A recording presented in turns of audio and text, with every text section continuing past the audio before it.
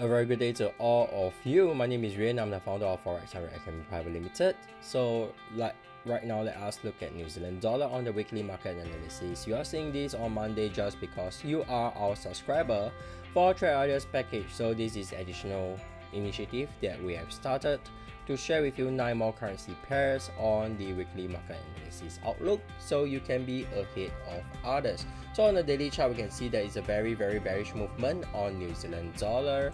Head down to forward chart, we can see that there is a pullback, then market have the spike down and another pullback. Head down to 1 hour chart. Alright, back to the daily chart. I'll share with you my analysis on the daily chart.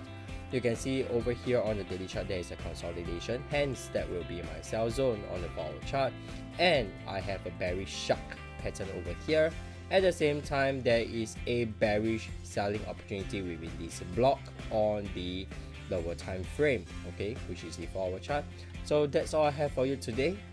Looking for shorting opportunity on my end on New Zealand dollar. Till then, remember always plan your trend, trail plan, and I will see you soon on the next video.